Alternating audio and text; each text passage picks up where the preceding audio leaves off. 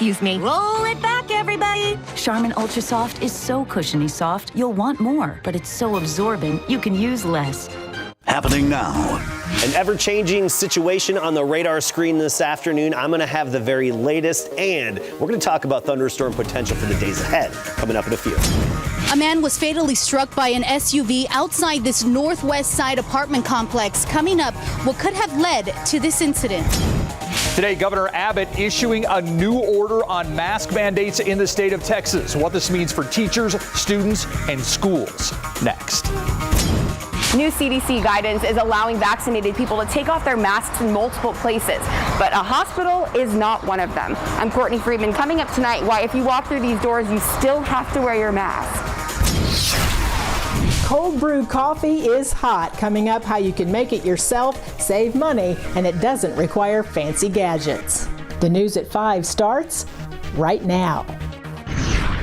And we're starting with some severe weather that's just east of San Antonio. Most of the action has calmed down around the city of San Antonio. Still a little bit of lightning and thunder with some heavy rain far eastern Bexar County. But you look off to the east along the I-10 corridor. That's where we have severe thunderstorm warnings in effect, including city of Gonzales. Basically all these orange polygons east of Seguin along Highway 90 here, including Luling, and out towards Hallettsville. That's where we have severe weather.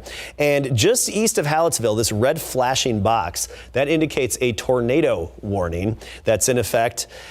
That tornado warning is in effect until 5:15 p.m. A little bit of rotation here embedded within this severe thunderstorm that's moving northward towards Schulenburg and basically I-10 area at about 20 miles per hour. So that is a tornado warning in effect.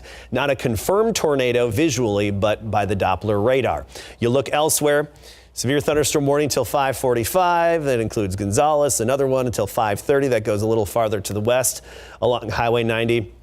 Basically a lot of active weather. Primary threats here are straight line winds of up to 60 miles per hour. Could be some pockets of larger hail, maybe 1 inch in diameter, and wind gusts up to 60 with the potential also of flash flooding. And speaking of flash flooding, we have a flash flood warning in effect for Comal County, and that's until 7 p.m. as they've seen a couple of inches of rain. They're still getting a few more pockets of heavy rain. Now we want to go to Geronimo. Okay, it's still seen some rain there in Geronimo, but some of that severe weather moved through Geronimo just a little while ago. Okay, this is up 123 just north of Seguin, between Seguin and New Braunfels, and that's where we've got our Justin Horn in the KSAT 12 Storm Chaser. Justin, I see some damage. What else are you spotting out there? That's right, Adam. We had some wind damage here a little bit earlier. We were estimating winds 60 to 65. It split this tree that you see here. This is at Navarro Elementary School, which is just inside Geronimo here. We spotted some tree damage here and there. There has been a little bit of flooding, and there was some power outages a little bit earlier. Again, winds somewhere in that range of 60 to 65, likely some small hail here as well. There's been some things blown around and that sort of thing. But the rain is coming down again. We've seen a lot of lightning, a lot of thunder, obviously, and we're preparing for more, as I'm sure you're about to tell us, more rain on the way, and there could be a few more storms like this one, Adam. Justin, Ursula Perry here. Thank you so much. Stay safe out there. We're going to stick with weather coverage. Winds from last night's storms blew in a mess for Bexar and Atascosa County residents who had this to clean up in the morning. Some of our viewers shared these pictures with us on KSAT.com. Toppled trees, torn up sheds, carports, a plane at Stinson Airport knocked off its moorings. One person's RV even flipped over. You can take a look at the images and share your own right now at ksat.com/pins. We would love to see your eyewitness accounts. It's all in lowercase letters, by the way. And it's not just in our particular area. That storm also impacting other parts of Texas and Louisiana. Some areas seeing as much as 14 inches of water, and there is more on the way. Daryl Forges has details. A sea of cars submerged. This is a scene after flash flooding in southern Louisiana. A whole lot of unexpected flooding, a whole lot of rain. We've got vehicles parked in the middle of the roadway. We've got a whole lot of victims that need to be saved. In Lake Charles, Louisiana, it only took 45 minutes for water to top cars parked on the street. Crews worked tirelessly to rescue as many people as they could. We were flooded real bad, so we had at least 2 foot of water in the house. In Baton Rouge, it was more of the same. One of the city's 911 centers received over 800 calls Monday evening. It's kind of stressful right now. I'm really overwhelmed. It's really overwhelming. Overnight, the greater Baton Rouge area received more than 13 inches of rain in some areas. That is more than any drainage system can handle. Thousands in the city are without power. Louisiana Governor John Bel Edwards issued a state of emergency. The area is not out of the woods yet. Forecasts anticipate this rain event to continue through today, with an additional 4 to 6 inches of rainfall forecasted. I'm Daryl Forges reporting. San Antonio police questioning witnesses after a man was run over and killed in front of an apartment complex. Police believe this happened following an altercation this morning near the medical center. Tiffany Huerta spoke to a woman who lives nearby and is concerned after finding out what happened. Mi vecina me dijo que oyó 4 disparos. Grecia Villa says her neighbor heard shots fired this morning. Villa lives near the 8900 block of Data Point Drive, where San Antonio police officers were called for a shooting around 9:30 a.m. Police say they did not find any shooting victims. Instead, they discovered a man was fatally struck by a car. The preliminary information indicates that the male that was deceased got into some type of altercation or disturbance with another male for some unknown reason. Police aren't sure what the men were arguing about or what the relationship is. They do know the driver of the SUV crashed into the leasing office of the Sierra Ranch apartment complex. Our traffic investigation unit came out, and they have the equipment that can recreate a scene and tell us, where the vehicle was and where the vehicle ended up. SAPD says they're interviewing witnesses and looking at surveillance video to find out what exactly happened. Villa is concerned about this happening so close to home. Tiffany Huertas, KSAT 12 News. The San Antonio Police Department has not released the name of the man who died yet. Police say the driver is cooperating at this time and no one has been charged. Taking a look at the daily COVID-19 numbers in Bexar County, Metro Health reporting 159 new infections and no new deaths. 168 COVID positive patients are in the hospital, 49 are in the ICU. 24 are on ventilators. Another major announcement coming from the governor's office today. Governor Greg Abbott issuing a new executive order that prohibits governmental entities from requiring mask wearing. That means local governments or officials cannot require anyone to wear a face covering.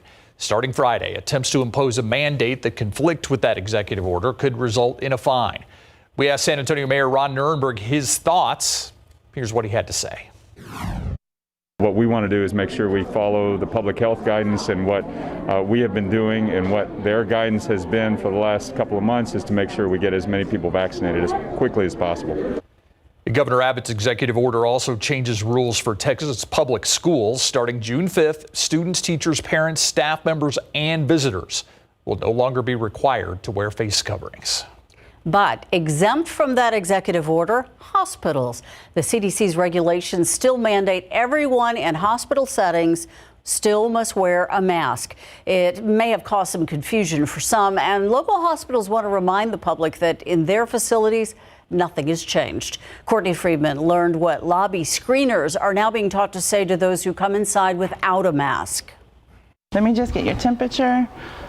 And have you had any fever, cough, shortness of breath, muscle pain, headache, chills, sore throat? It's the same process this volunteer screener at Methodist Hospital Texan has been following since the pandemic began. And we do ask that you keep your mask on through the entire visit while you're here. But that comment about the mask is more important now than ever since the CDC has changed mask requirements in other places. People can become confused or they can forget, not realize that healthcare has a different set of guidelines. So there is definitely some concern there. There are many reasons the CDC is still mandating that people across the country put on their masks when they're about to walk into a hospital setting. One of those, a lot of the people who walk in here are vulnerable and because of those medical conditions cannot get vaccines. In a hospital, we see much higher rates of patients with COVID, of individuals with COVID-19, simply because we are a hospital. Rosa Lozano is the Associate Vice President of Infection Prevention for Methodist Health System and says that people do try to enter the hospitals without masks, situations these screeners are trained for. We offer masks to any of our visitors And if there's still a reluctance to wear a mask, we restate what the expectation is. The expectation is to wear a mask. And if there's a continued reluctance, really encourage the visitor to visit their family member or patient virtually. And so we have a mechanism to allow virtual visitation. Whatever it takes to keep the patients, the public, and healthcare workers safe. Courtney Friedman, KSAT 12 News. The death toll rising in the violent conflict between Israel and Hamas. Palestinian protesters took to the streets today demanding an end to the fighting. And as the violence enters its second week, President Biden says he supports a ceasefire and he will continue to pursue the effort. ABC's Elizabeth Schultze has details. Growing calls for a ceasefire and a mounting civilian death toll, but no end in sight to the violence in the Middle East. Israeli fighter jets continue to pummel Gaza City, crippling its infrastructure. Officials say at least 213 Palestinians have been killed in Gaza since the fighting began last week. Today, in a rarely seen united front, Palestinian protesters in the West Bank, Gaza, and in Israel going on strike, demanding an end to the bloodshed. This is a common and unified strike in which all Palestinians are participating. In the other direction, the militant group Hamas, which rules over Gaza, is launching its own rockets. At least 12 in Israel have now died. Some families forced to flee their homes. Every place now is not safe. In a region where violence is all too familiar, this latest conflict was triggered in part by an attempt to evict Palestinians from their homes in East Jerusalem to make way for Jewish families claiming a right to the land. International calls for a ceasefire are now getting louder. After Israel bombed a building in Gaza that housed AP and Al Jazeera offices, Israeli Prime Minister Benjamin Netanyahu insists Hamas had a presence there. U.S. Secretary of State Tony Blinken admitted Monday he'd seen no evidence of that claim. Today, adding this. It's my understanding that we've received some further information through intelligence channels. Now, Hamas tells ABC News it would agree to a ceasefire with Israel under specific conditions. Israel has already rejected that idea. Elizabeth Schulze, ABC News, Washington. If you turn to coffee to get you through the day, could your cold brew be your go-to? Well, you don't have to start your day waiting in line at a fancy coffee shop. You don't even need expensive equipment. Up next, we're going to explain how to make your own cold brew coffee just in time for your next cup of joe.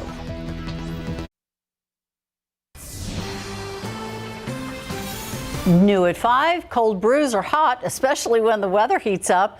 Sure, you can hit the coffee shops and the drive-thrus, but you can save a lot of money by making your own. And as 12 on your side's Marilyn Morris shows us, you don't need a bunch of fancy gadgets to do it. So yeah, as you can see, I have a problem. I own way too many coffee makers. Dan Roklowski is a coffee connoisseur. While his kitchen is percolating with coffee gizmos galore, he says you don't need any of them to make a good cold brew. Cold brew coffee, as the name suggests, is brewed with cold water instead of hot water. And because of that, it has to brew for a much longer period of time. All you need, he says, are 2 lidded jars that can hold more than 3 cups of water, a coffee filter, a funnel, and your favorite beans, coarsely ground. You'll want roughly 1.5 cups of coffee for every 3 cups of cold water. Mix well and let it steep for at least 12 hours at room temperature, or 18 hours in the fridge. Through that long brew process, you end up with a coffee that is much less bitter, a little more rich, and smoother. After steeping, place the funnel and coffee filter on the other open jar and slowly pour. It's some strong stuff, so dilute it with water using a 1-to-1 ratio. Then just add ice and any milks and sweeteners you like. And you can store your cold brew concentrate in your refrigerator for up to 2 weeks. Still prefer a gadget? Consumer Reports recommends the Cuisinart Automatic Cold Brew Coffee Maker. It brews in about a half an hour. Marilyn Moritz, KSAT 12 News. And tomorrow at 5 o'clock, the rental car crunch. Depending on when and where you're going, it might be a challenge to find the vehicle you want. And that's why some folks are turning to peer-to-peer car rentals, where regular people rent out their personal vehicles and make some extra cash. It's kind of like Airbnbs, but for cars. A San Antonio woman tells Marilyn Moritz how it's working for her tomorrow at 5. Want to look at live cam right now, checking back with Storm Chaser with meteorologist Justin Horn and photojournalist Jose Arredondo. They are heading back from Geronimo as we speak, and looks like they've run into some heavy weather. We're going to have Storm Chaser on standby throughout the night as the rainy weather continues. Adam. Yeah, and Steve, we have some great video that came in here from Lori Ward as she was in New Braunfels, and we're going to start with that. She was at a store there, then we'll get to the radar. So let's go to the graphics here and take a look at this video here. I'm going to play it for you. She was at some store in New Braunfels, and you look at how with the door open, the water was coming in, streaming in, along with small hail as well. So you had the employees there go override the electric doors and then lock them shut. She said it was a rather terrifying experience, but everything's okay. And what you see there is mainly just pea to dime size hail, so not really severe or damaging size hail, but still just gives you an illustration of what some other folks have been dealing with this afternoon compared to us here in San Antonio. And you look at our tornado watch. That's in effect until 9 p.m. this evening, meaning conditions are favorable for a quick spin up should we have the proper severe thunderstorm develop. And we're starting to see a few pockets of rotation out there here and there. We had some in Lavaca County that has since gone away, and no longer are they continuing that tornado warning. There could be a few other little notches out there that develop that could give a brief spin up, and of course will alert you right away. So this is what the radar looks like without any of the bells and whistles on. Now we turn on the lightning. You see all the lightning strikes, a lot of lightning out there associated with these numerous thunderstorms and, of course, the severe thunderstorms. Here are the alerts that we still have ongoing, particularly in Gonzales County, northern Gonzales County, eastern Guadalupe County. This stretches into northern Lavaca County right along I-10. A threat for 60 to 65 mile per hour wind gusts and even the potential of some hail up to an inch in diameter. You head southward. This is all garden variety right now, but again, we're watching closely for what could turn into a few little notches that may then induce a brief little spin up. And for San Antonio, we have a little bit of activity right now downtown and on the east side of town, and more developing to the south, kind of headed our way. So this activity is, we anticipate over the next couple of hours, we could see even more of this, especially with what's been developing over Frio County. This is just east of Pearsall. As that moves northward pretty slowly, over the next few hours, that could be hitting San Antonio. So we're not out of the woods till we get to about 8, 9 o'clock, and then we'll reassess everything. But let's talk about rainfall. Flash flooding, a big concern. Already a flash flood warning in Comal County because of the heavy rainfall that they've had. But you look at the rainfall over the past 24 hours that we've had here. I mean, even 12-hour rain is impressive, but over the past 24 hours, these yellow pockets indicate the basically 2 to 3 inches of rain. So you're looking southeastern Guadalupe County, 3.3 inches, near Luling, 3.1. Then you get from Bernie down to Mico, pretty much the same, 2 to 3 inches of rain that's been estimated by the Doppler radar.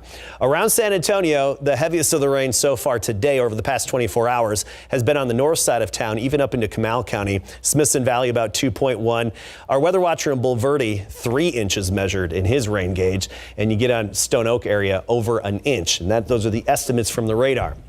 Here's what we're looking at. Big picture here. Big upper level low off to the northwest of us. A lot of instability here. So a lot of precipitation, much needed rain, but of course at times can come at a bit of a cost. This is going to hang around for a few more days. So you do see some high rain chances in the 7-day forecast, but that doesn't mean we're going to have continuous all day rain. It's just we'll have these periods of rain, these waves of rain and thunderstorms developing, coming and going. Little bit of sunshine wedged in between at times, but you can tell where it rained. Look at those temperatures. 72 Pleasanton, 71 San Antonio, meanwhile 88 Cotulla, Laredo 93. So as we go through the evening, temperatures mainly just dropping into the upper 60s, still scattered activity at 8 p.m., then becoming a little more isolated.